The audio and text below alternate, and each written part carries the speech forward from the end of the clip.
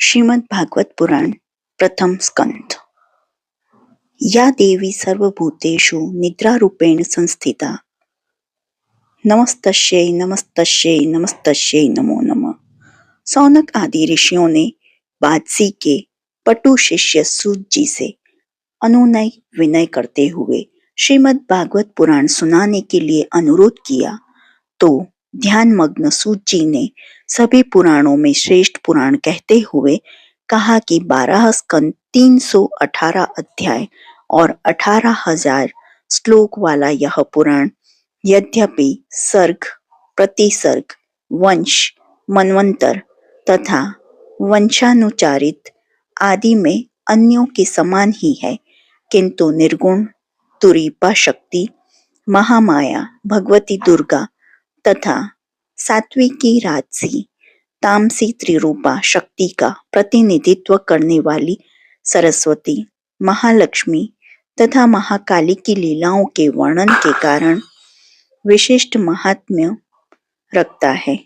प्रत्येक द्वापर में विभिन्न नामों से अवतरित होकर वेदों का विभाजन 18 पुराणों एवं महाभारत की रचना करने वाले वेद व्यास जी ने अपने आयोनिज पुत्र परम वैरागी सुखदेव जी की उत्पत्ति पर यह रहस्यमय भागवत पुराण सुनाया था। तो श्री सूत जी को भी व्यास जी का पट्टू शिष्य होने के कारण यह अमृतमय वाणी श्रवण करने का सौभाग्य मिला। इस रसमय पुराण का श्रवण करने वाला प्रत्येक जन इस जन्म में सुखमय जीवन व्यतीत करता हुआ मोक्ष प्राप्त करता है। इस बात की प्रतिभूति गारंटी देते हुए ही सूत जी ने कहा, श्रद्धा से इसका पारायण श्रवण करने से श्रद्धालु जन स्वर्ग प्राप्त करते हैं। ऋषियों की जिज्ञासा को जानकर श्री सूत जी ने सुखदेव जी की उत्पत्ति कथा सुनाते हुए कहा, मुनिवर, उत्पन्न पुत्र को स्नेहवश प्यार करते देखा तो उन्हें अपना निसंतान होना अखरा। उन्हें लगा कि पुत्र ही वंश चलाने वाला, वृद्धावस्था का सहारा, मृत्यु उपरांत अंत्योष्टि श्राद्ध तथा तर्पण करने वाला होता है। मनु तथा याज्ञवल्क्य आदि का यह कथन सही है कि पुत्रवान की ही गुप्ति होती है, वही स्वर्ग का अधिकारी होता है। पुत्रहीन सुख संपत्ति के उत्तराधिकारी के अभाव का कष्ट अनुभव करता हुआ मन में दुखी होता है। उसके प्राण माया मोह में अटके रह जाते हैं। इस चिंता के निवारण के लिए व्यास जी ने पुत्रेष्टि तप का निश्चय किया। वह सोच रहे थे कि इंद्र, वरुण, सूर्य, ब्रह्मा, शिव, विष्णु, गणेश, अग्नि या स्कंद आदि देवों में किसकी आराधना की जाए ताकि शीघ्र ही पुत्र की प्राप्ति हो सके। तभी संयोग से नारद जी का आगमन हुआ। व्यास जी ने उनका सत्कार करते हुए अपनी समस्या उनके समक्ष प्रस्तुत की। ऐसा जानकर नारद जी ने विष्णु महाराज के तप की कथा का वर्णन करते हुए कहा, एक बार विष्णु जी को तप करते देखकर ब्रह्मा जी ने उनसे प्रश्न किया था, आप ब्रह्म रूप में सृष्टि के पालन करता हैं एवं शिव रूप में संहारक हैं। आपके नाभि कमल से ही ब्रह्मा की उत्पत्ति हुई है। आप स्वयं समर्थ एवं सर्वशक्तिमान हैं। फिर इस तपस्या का प्रयोजन क्या है?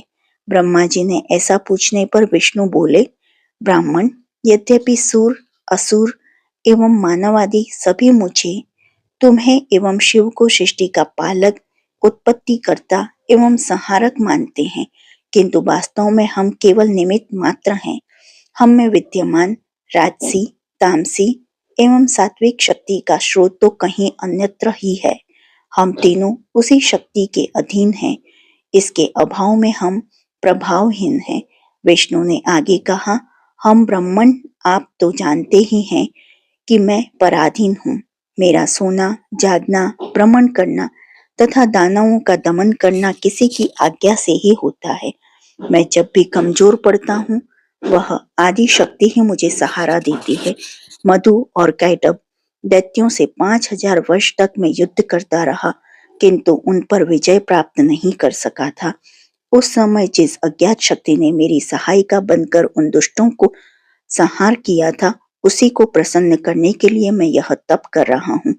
अतः मैं सत्यवती नंदन गहागुनी वेद व्यास जी गणवांछित फल प्राप्ति के लिए आपको भी उसी शक्ति की आराधना करनी चाहिए। वह जगजननी माँ भगवती आपका अभिष्ट भी शीघ्र ही पूर्ण करेगी।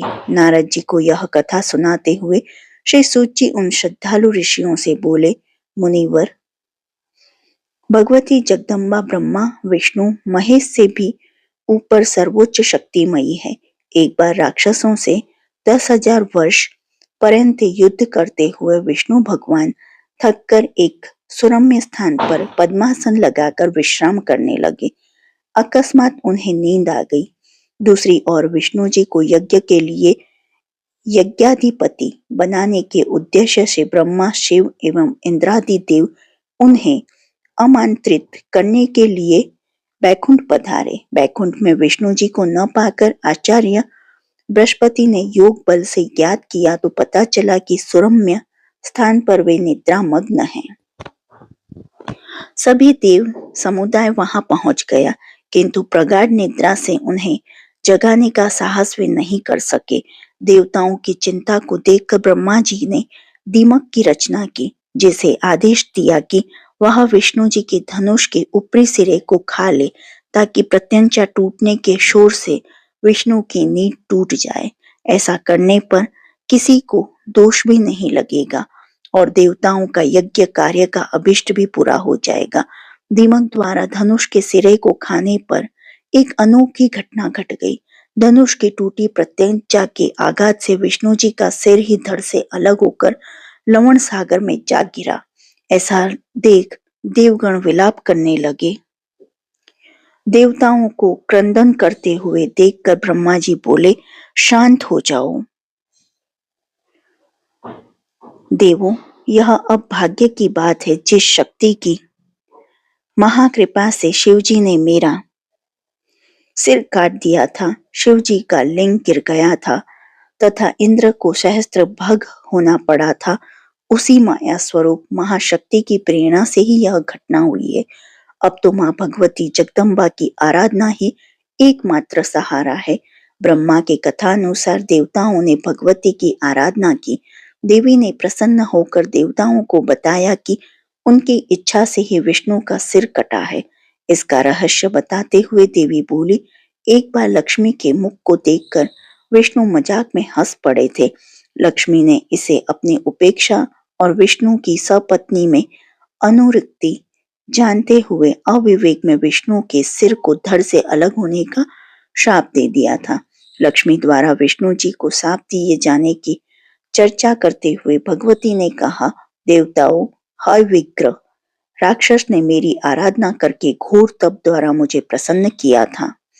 वरदान स्वरूप उसने अमरता की कामना की, लेकिन मृत्यु प्राणी मात्र के लिए अवश्यम भावी है, अतः यह संभव नहीं हो सका तो उसने हय घोड़ा के ग्रीवाधारी व्यक्ति से भिन्न किसी भी अन्य व्यक्ति से न मारा जा सकने वाला वरदान पा लिया।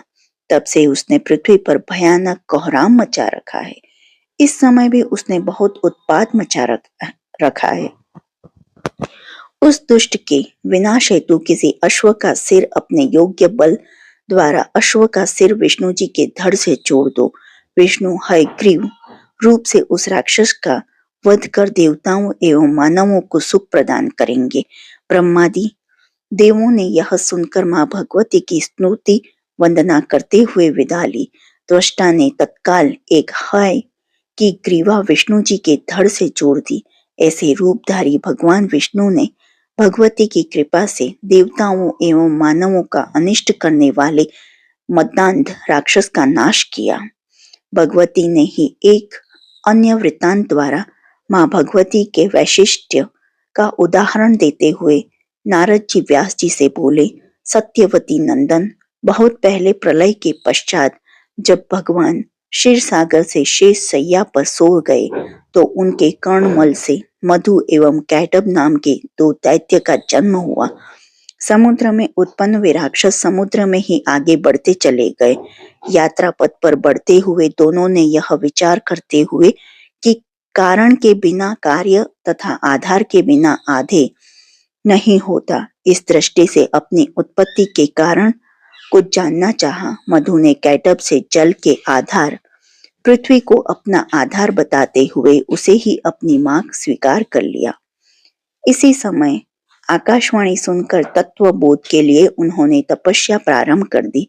पूरे वर्ष भर अन्न जल ग्रहण किए बिना इंद्रिय संयम एवं एकाग्रता से मां भगवती का आराधना किया। मां ने अपनी तपस्या से प्रसन्न होकर उन्हें मांगने पर अपनी इच्छा से मरने का वरदान दे दिया। अब वे देवों एवं दैत्यों से अजय हो गए। इस प्रकार अजय हुए मधु और कैटब दैत्यों के सागर में उत्पात मचा दिया। पद्मासन पर बैठे ब्रह्मा को ही उनकी सामर्थ्य को ललकारते हुए युद्ध की चुनौती दे डाली और कहा कि यह पद्म वीरों के लिए है, कायरों के लिए नहीं। या तो युद्ध करो या पद्म छोड़ो। ब्रह्मा जी को ऐसा करते हुए देखकर कोई समाधान न मिला। पाने पर विष्णु की शरण में गए। विष्णु उस समय निद्रा में लीन थे। उन्हें जगाने के उनके सारे प्रयास निष्फल होने पर ब्रह्मा जी ने अनुभव किया, निद्रा विष्णु जी के अधीन नहीं, वरन विष्णु जी ही निद्रा के अधीन है। अतः उन्हें जगाने के लिए योग निद्रा की स्तुति ही शेष कर समझी। ऐसा समझकर ब्रह्मा जी देवी की स्तुति करने लगे। हे माता भगवती, तुम्हारी माया अपरंपार है। इसका भेद तो वेद ज्ञानी विद्वान तो क्या स्वयं प्रभु वेद विष्णु शिव तथा इंद्रादि देव भी नहीं जान सकते। तुम्हारी महिमा अवर्णनीय है। हे मां, तुम अपने ही बनाए इस माया संसार में नट की भांति नाटक करती रहती हो। मैं आपकी शरण में आया हूँ। या तो आप स्वयं मधु कैटब का सर्वनाश करके मेरी रक्षा करो या विष्णु को मोह निद्रा से मुक्त करो। ब्रह्मा जी की विनती सुनकर देवी भगवती ने तत्काल विष्णु को निद्रा मुक्त कर दिया। ऐसा जानकर ब्रह्मा जी को अपने आराधना का सुफल प्राप्त हुआ। नारद जी ने मुनि वेद व्यास की शंका को पहचान लिया, क्योंकि वेदों शास्त्रों एवं पुराण ग्रंथों में वर्णित परस्पर सर्वांतर्यामी सर्वशक्तिमान विष्णु किस योग माया के वशीभूत होकर निद्रामग्न हो गए। विष्णु जी से भी ऊपर वह बड़ी शक्ति कौन सी है, यह प्रश्न स्वाभाविक था। अतः नारद जी बोले, मुनि प्रवर, यहाँ आकर तो बड़े बड़े महात्मा और ज्ञानी भी वशीभूत हो जाते हैं। कुछ लोग पर ब्रह्म विष्णु को, कुछ आशुतोष शिव को, कुछ लोग प्रकाश पुंज सूर्य को और कुछ श्रद्धालु जन इंद्र वरुण आदि को अपना परम आराध्य मानते हैं। किंतु वास्तव में इनके कार्यरत एक शक्ति है जो इनमें दृष्टिगोचर होते हुए भी भिन्न है। इंद्र, वरुण, अग्नि, विष्णु, शिव एवं ब्रह्मादि इस शक्ति से ही शक्तिमान है। उस सर्वोपरि शक्ति को ही ब्रह्म कहते हैं। यह अखिल ब्रह्मांड उसी के अधीन है। उस शक्ति के अभाव से ब्रह्मा, विष्णु, महेश आदि भी असमर्थ हैं। विष्णु को निद्रा मग्न भी उसी शक्ति ने किया। वह शक्ति ही सर्वतंत्र स्वतंत्र शक्ति है। बाकी सब देवता तो उसके वशबद्ध हैं। पूर्वोक्त कथा प्रसंग को आगे क्रम देते हुए नारद जी ने कहा, निद्रा भंग होते ही विष्णु भगवान अंगड़ाई लेकर उठ बैठे और नत ब्रह्मा जी को अपने समक्ष देखकर उनके कष्ट का कारण जानना चाहा।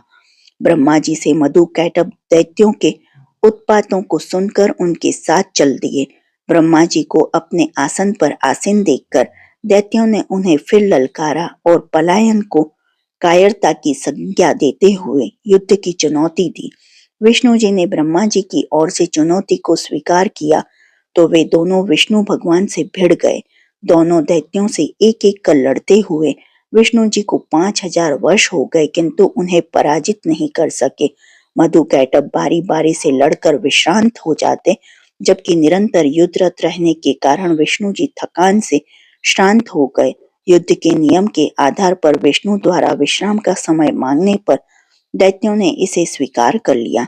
विश्राम के क्षणों में विष्णु जी अपराजित मधु कैटब के अवध्य होने के कारण पर विचार किया तो उन्हें ज्ञात हुआ कि देवी भगवती के वरदान से ये अजय हो गए हैं। तब विष्णु जी ने भगवती की शरण में जाकर उनकी आराधना स्तुति की। विष्णु जी की आराधना अभ्यर्थना पर मां जगदम्बा ने प्रसन्न होकर उनकी सहायता करने का आश्वासन दिया। विष्णु जी ने भगवती के वरदान से आश्वस्त होकर मधु कैटब को पुनः युद्ध के लिए ललकारा और युद्धरत हो गए। युद्ध के पुनः शांत हो जाने पर भगवती का स्मरण किया तो देखते क्या है, सामने एक अनित्य रूपवती सुंदरता की आगार परम लावण्यमय रमणी वहां उपस्थित है और दोनों दैत्य युद्ध विमुख होकर उस सुंदरी के रूप रसपान का पान करने में संलग्न है। दैत्यों को इस प्रकार कामाक्षक्त देखकर विष्णु जी ने उन्हें युद्ध के लिए ललकारा तो उन काम पिपाशु युद्ध से विमुख दैत्यों ने उस ओर ध्यान ही नहीं दिया। तब भगवान विष्णु ने संतोष की सांस लेते हुए दैत्यों से प्रसन्न होकर उन्हें वरदान मांगने के लिए कहा। रूप मोहिनी में मदोन्मत्त राक्षसों ने यह कहते हुए कि हम याचक नहीं हैं, विष्णु जी का प्रस्ताव ठुकरा दिया और अपनी ओर से विष्णु जी से मनवांछित वर मांगने के लिए कहा। विष्णु भगवान ने अवसर का लाभ उठाते हुए उनकी मृत्यु की विधि पूछते हुए प्रश्न किया कि वे कैसे मर सकते हैं।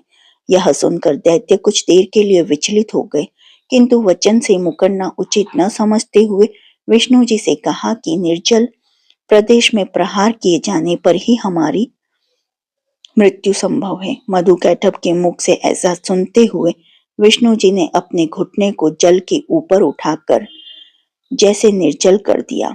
उस निर्जल वन प्रदेश समान घुटने पर ही दोनों दैत्यों को रखकर जो ही विष्णु जी उनका वध करने को उद्यत हुए, वैसे ही अपनी दानवी शक्ति द्वारा दैत्यों ने अपने शरीर को इतना विस्तार दे दिया कि विष्णु जी द्वारा निर्मित जलहीन प्रदेश जलमय हो गया।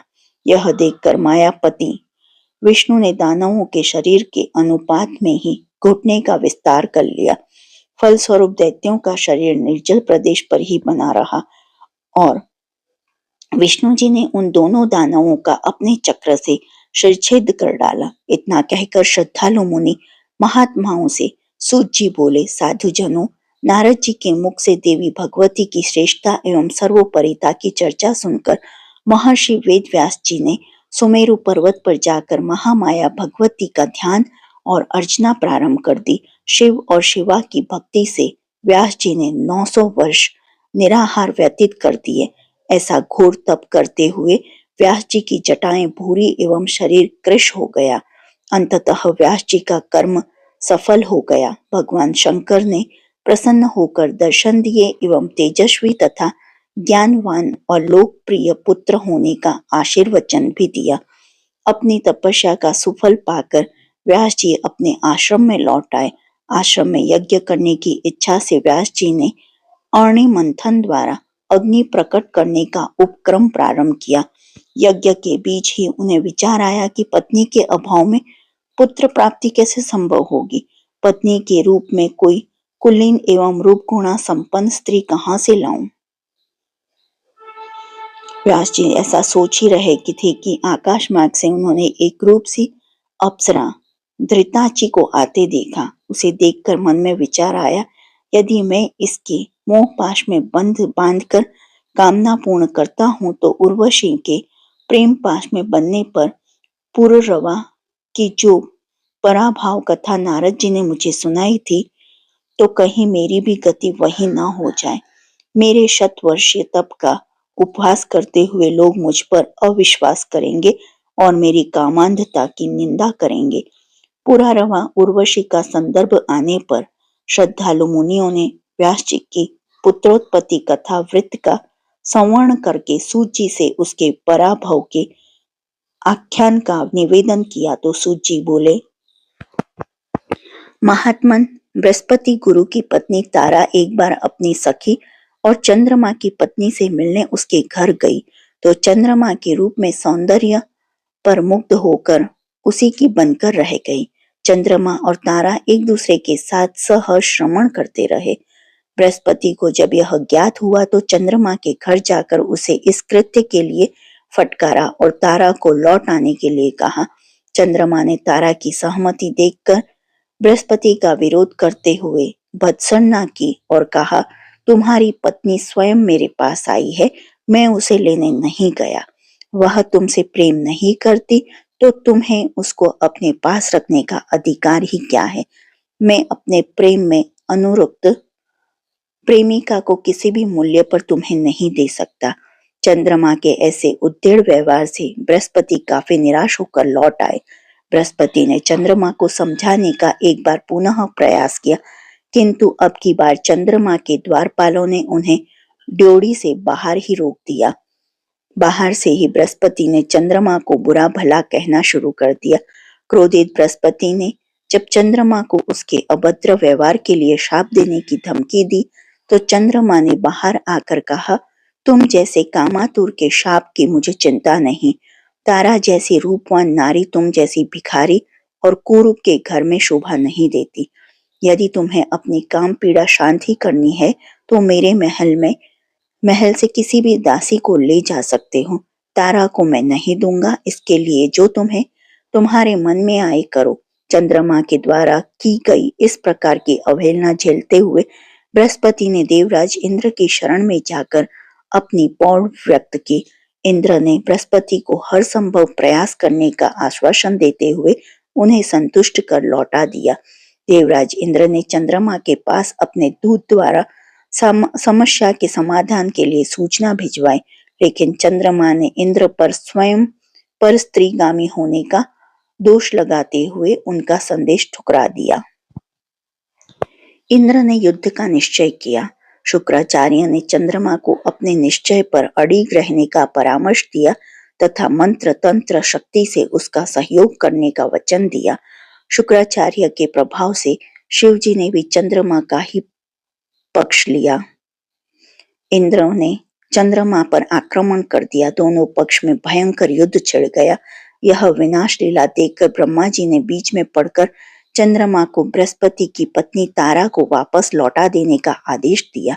उन्होंने चंद्रमा को चेतावनी देते हुए कहा, यदि इसमें अवज्ञा हुई तो वह विष्णु द्वारा चंद्रमा का सर्वनाश करा देंगे। चंद्रमा के पक्षधर शुक्राचार्य जी की भी ब्रह्मा जी ने काफी भर्त्सना की। अब शुक्राचार्य ने विषय को उलझलता जानकर चंद्रमा को परामर्श दिया कि ब्रह्मा जी का आदेश मानने में ही गति है। इस प्रकार एक भयानक टकराव बचा। बृहस्पति के घर लौट आने पर यथा समय तारा ने एक पुत्र को जन्म दिया। बृहस्पति ने उसे अपना पुत्र जानकर ही उसके नामकरण एवं जात कर्म संस्कार कराए। चंद्रमा को जब पुत्र की सूचना मिली तो उसे अपने वीर्य से उत्पन्न कहते हुए उसने बृहस्पति से अपने पुत्र की मांग की। बृहस्पति ने इनकार कर दिया। इस प्रकार पुनः संघर्ष की स्थिति बन गई। ब्रह्मा जी ने पुनः संघर्ष की गंभीरता को देखते हुए बीच में पड़कर समस्या के समाधान के लिए तारा से निसंकोच सत्य जानना चाहा कि यह बालक किसके वीर्य से उत्पन्न है। तारा ने संकोच से सिर नीचा करते हुए सत्य भाषण करते हुए कहा कि पुत्र वास्तव में चंद्रमा का है। ब्रह्मा जी ने बृहस्पति को शांत करते हुए बालक चंद्रमा को सौंप दिया। चंद्रमा ने उसका नाम बुध रखा और अपने घर ले आया, जहां उसका यथा योग्य लालन पालन किया। इस तरह ब्रह्मा जी द्वारा एक अन्य संघर्ष भी टल गया। सूत जी ने कहा, एक बार भगवती पार्वती निर्वसन होकर शंकर भगवान के साथ उसकी गोद में क्रीड़ारत थी कि जगदीश्वर के दर्शन के लिए सौनकादि ऋषि उस स्थान पर पहुंच गए। ऋषियों को यह दृश्य देखकर क्लेश हुआ और वे उमा शंकर की कामलीला में बाधक न बनने के विचार से नमस्कार करके श्री नारायण की ओर बढ़ गए। वहां पार्वती ने अपने को अत्यंत लज्जित एवं अपमानित अनुभव किया। अपनी प्रिया उमा को इस प्रकार व्यथित देखकर भगवान शिव ने उनके संतोष के लिए अपने निवास की चारों ओर के कांस में वन प्रदेश को विजित क्षेत्र घोषित कर दिया। साथ ही यह विधान भी कर दिया कि इस प्रदेश में प्रविष्ट होने वाला कोई भी पुरुष स्त्री रूप में परिवर्तित हो जाएगा। सौभाग्य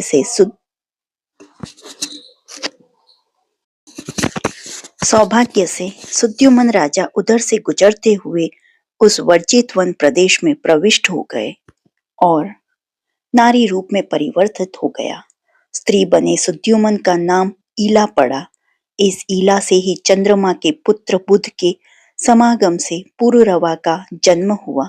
स्वर्ग की अप्सरा उर्वशी को किसी शापवश पृथ्वी पर कुछ समय रहना पड़ा। पुरुरवा उसके रूप पर मुग्ध हो गया तो वह 3 शर्तों पर उसके साथ रमण करने को प्रस्तुत हो गई। राजा सदैव उर्वशी को घृत का भोजन कराएगा, संभोग समय के अतिरिक्त कभी नग्न रूप में सामने नहीं आएगा, उर्वशी के पुत्र समान 2 मेमनों को अपने प्राणों से भी अधिक मानते हुए उनकी रक्षा करेगा। पुरुरवा ने रूपसी उर्वशी के सामीप्य के प्रलोभन में तीनों शर्तें स्वीकार कर ली। उर्वशी ने सचेत कर दिया कि किसी भी वचन के भंग होने पर तत्काल बिना सूचना दिए मैं स्वर्ग वापस चली जाऊंगी। राजा ने यह भी स्वीकार कर लिया और उर्वशी के साथ सुखपूर्वक भोग विलास करने लगा। स्वर्ग में देवराजा इंद्र को उर्वशी की अनुपस्थिति में विलास सदन सुना लगने लग गया। उर्वशी को वापस स्वर्ग में बुलाने के लिए देवराज ने 2 गंधर्वों को किसी भी प्रकार से पृथ्वी से उर्वशी को लाने का आदेश दिया। दोनों गंधर्वों ने पुरुरवा उर्वशी के संभोग के समय दोनों मेमने चुरा लिए। मेमनों का क्रंदन सुनकर उर्वशी ने राजा से मेमनों को सुरक्षित लाने का आदेश दिया।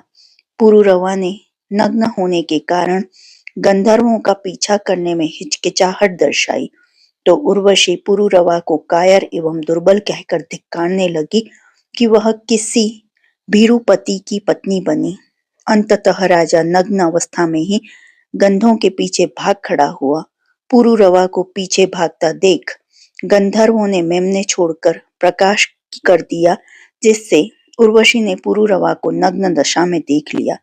ऐसे वचन भग्न का आरोप लगाकर उर्वशी स्वर्ग वापस चली गई। वापस लौटने पर यथास्थान उर्वशी को न पाकर पुरुरवा अधीर हो उठा। वह वियोग में पीड़ित होकर विलाप करने लगा। राज्य शासन व्यवस्था सबकी ओर से विमुख हो वह उर्वशी की खोज में नगर नगर गांव गांव भटकने लगा। संयोग से एक रोज कुरुक्षेत्र में पुरुरवा को उर्वशी दिखलाई पड़ी। उसे उसने अपने साथ चलने के लिए कहा तो उर्वशी ने स्त्रियों के मोह में फंसे पुरुषों को मूर्ख कहते हुए अपनी राह ली। इतने पर भी पुरुरवा सचेत न हुआ तो रूप मोह में आबद्ध राजा हास उपास का पात्र बना। कथा सुनाते हुए सूत जी महाराज ने कहा, श्रद्धालुओं, व्यास जी ने घृताची के प्रति आसक्त काम भावना के जागने पर पुरुरवा के समान मोह पाश में बंध कर उपहास एवं लोक अपवाद का पात्र बनने के भय के कारण यह विचार छोड़ दिया, किंतु इसी बीच उनका वीर्य स्खलित होकर एक अरणी पर जा गिरा। इसी से उचित समय पर सुखदेव जी का जन्म हुआ। यही कारण है कि व्यासपुत्र सुखदेव को अयोनिज तथा अणिज नाम से पुकारा जाता है। व्यास जी ने अपने इस अयोनिज पुत्र सुखदेव के नाम, जात, उपनयन आदि सभी संस्कार विधि विधान पूर्वक संपन्न करते हुए उनके युवा होने पर वंश परंपरा चलाने के लिए उनसे विवाह का अनुरोध किया। सुखदेव ने विवाह करने को पूर्णतया अस्वीकार कर लिया। तब व्यास जी ने सुखदेव से कहा, पुत्र, तुम्हें प्राप्त करने के लिए मैंने जो कठिन तप किया था, तुम्हारे विवाह न करने से वह निरर्थक हो जाएगा। यदि वंश परंपरा आगे न चल सकी तो तुम्हारी उत्पत्ति का प्रयोजन ही क्या रहा। किंतु सुखदेव के दृढ़ मन पर उसका विशेष प्रभाव नहीं हुआ, क्योंकि उनकी दृष्टि में धन, ऐश्वर्य, नारी एवं संतान दुख और कष्टों तथा क्लेश का ही घर था।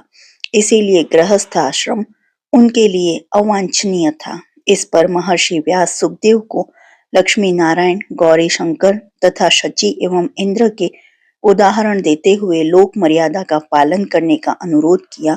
सुखदेव को वेद शास्त्र निपुण पिता के इस प्रकार के अनुरोध पर आश्चर्य हुआ, क्योंकि वह जानते थे कि इंद्र, शिव तथा विष्णु भी गृहस्थों के रूप में कष्ट में ही हैं।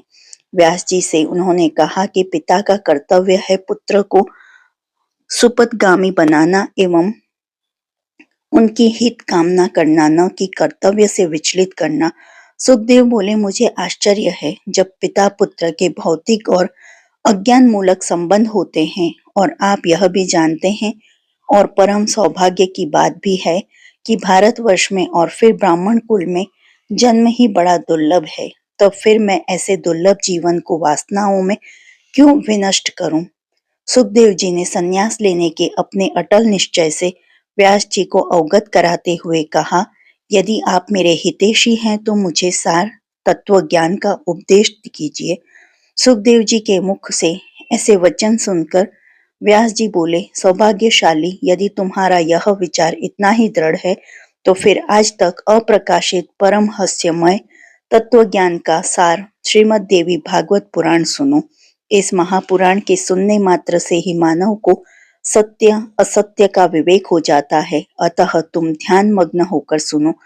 एक बार बाल रूप विष्णु वट पत्र पर सोते हुए सोचने लगे कि मुझे इस अवस्था तक किसने पहुंचाया और किसकी शक्ति व कृपा से मैं सर्वज्ञ बना हूँ। तब भगवती ने अर्ध पंक्ति में उन्हें इस रहस्य से परिचय कराया कि यह सब मेरा ही प्रताप है, मुझसे भिन्न कुछ नहीं। पहले से परिचित ये स्वर सुनकर विष्णु ऐसा कहने वाला वक्ता के दर्शन के लिए उत्सुक हुए। विष्णु की ऐसी उत्सुकता देखकर अपने चतुर्भुज रूप में दिव्य सज्जा से सज्जित भगवती प्रभु के समक्ष प्रकट हो गई। अपने सम्मुख भगवती को देखकर विष्णु जी आश्चर्यचकित रह गए। वह सम्मोहित होते हुए भी भ्रमित से होकर सोचने लगे, यह स्वप्न में यहाँ या सत्य, ऐसे एकांत जल प्रदेश में वट वृक्ष की उत्पत्ति कैसे संभव हो सकी? किस भाग्यशाली ने मुझे यहाँ बाल रूप में सुला दिया और कैसे भगवती के दर्शन हुए एवं अब मुझे क्या करना चाहिए? भगवती ने विष्णु को स्मरण कराते हुए बताया, प्रलय होने के बाद मेरी माया के प्रभाव से तुम मुझे भूल गए हो, अन्यथा मेरी ही त्रिगुण शक्ति सात्विक, रजस एवं तमस रूप धारण करती हुई सगुण हो जाती है। सात्विक शक्ति विष्णु में रहती है, जिससे वह सृष्टि की रक्षा करते हैं। विष्णु के नाभि कमल से ब्रह्मा की उत्पत्ति होती है, जिसने तप द्वारा रजस शक्तिमय हो जाता है और सृष्टि की रचना करता है।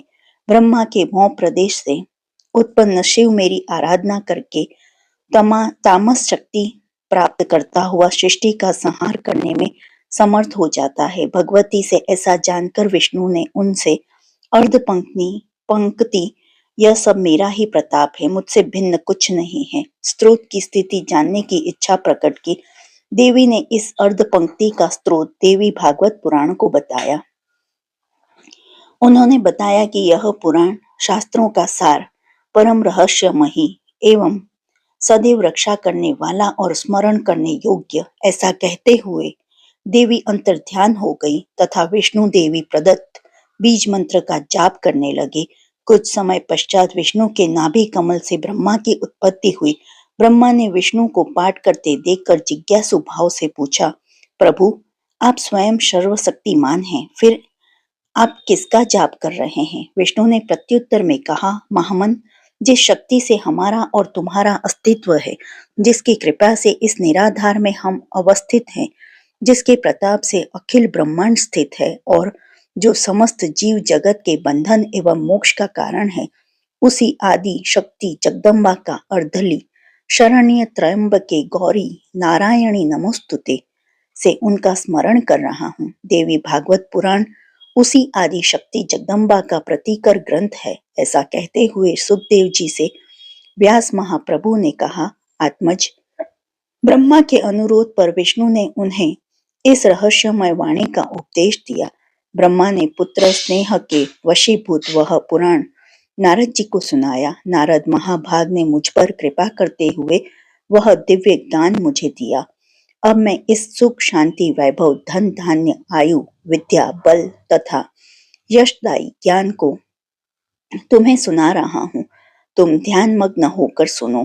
तब सूत जी ने मुनियों से वर्णन करते हुए कहा, विप्रो, प्रभु वेद व्यास से दिव्य वाणी सम पुराण का श्रवण करने मात्र से सुखदेव जी की ओर अधिक वैराग्य हो गया और वह गृह त्याग कर हिमालय पर्वत की चोटी कैलाश पर तपस्या हेतु प्रस्थान कर गए। वहां उन्होंने योग समाधि द्वारा देह त्याग कर दिया।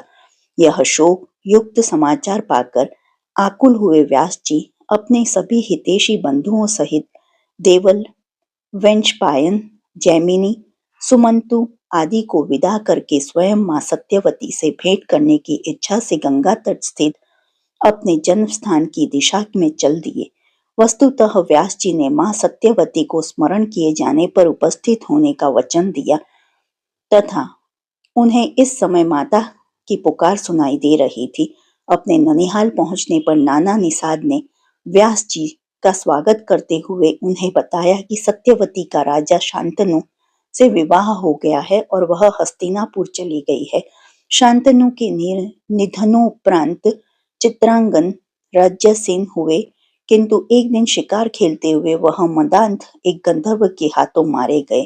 तत्पश्चात विचित्र वीर्य गद्दी पर बैठे और भीष्म काशीराज की 3 पुत्रियों अम्बा, अंबिका तथा अम्बालिका का हरण करके उनका विवाह विचित्र वीर्य से करना निश्चित किया। अम्बा की राजा शल्व से अनुरक्ति जानकर भीष्म ने उन्हें मुक्त कर दिया। शेष दोनों का विचित्र वीर्य से विवाह कर दिया। विचित्र वीर्य ने 9 वर्ष पर्यंत उनके साथ सुखमय रमण किया। अंत में वह निसंतान ही स्वर्गवासी हो गया। इस प्रकार दुखी सत्यवती ने भीष्म से राज्य संचालन का अनुरोध किया तो अपनी प्रतिज्ञा के कारण भीष्म यह अनुरोध स्वीकार न कर सके। सत्यवती इस तरह वंश को निर्मूल होता देखकर अत्यंत दुखी हो उठी। भीष्म ने सत्यवती को परामर्श दिया कि वह किसी कुलीन ब्राह्मण से अपनी पुत्र वधुओं का नियोग करा सकती है और वंश बेल आगे चला सकती है। भीष्म जी ने यह भी बताया कि नियोग वेद सम्मत, उचित एवं न्याय संगत है।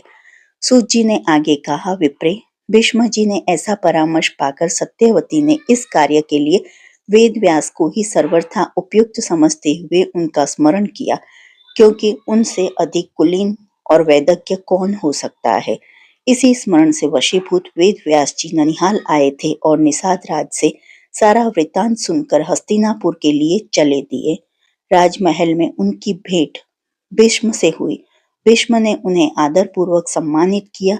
पुत्र को आया देखकर प्रसन्न मां ने उन्हें पात्र भार्याओं से नियोग का आदेश दिया। अंबिका के गर्भ से जन्मांध धृतराष्ट्र का जन्म हुआ तो व्यास जी से अंबालिका के साथ नियोग के लिए कहा गया। अंबालिका ने यथा समय पांडु रोगी बालक को जन्म दिया तो सत्यवती ने पुनः अपनी वधुओं को व्यास जी के साथ नियोग के लिए प्रेरित किया, किंतु दोनों ने इसे अस्वीकार कर दिया। उन्होंने अपने स्थान पर एक दासी को भेज दिया। उस दासी ने यथा समय विदुर को जन्म दिया। ऐसा करते हुए वेद व्यास महाराज ने मां की आज्ञा अनुसार 3 पुत्रों को जन्म देकर अपनी मां के निर्मूल होते वंश को आगे बढ़ाने में सहयोग किया।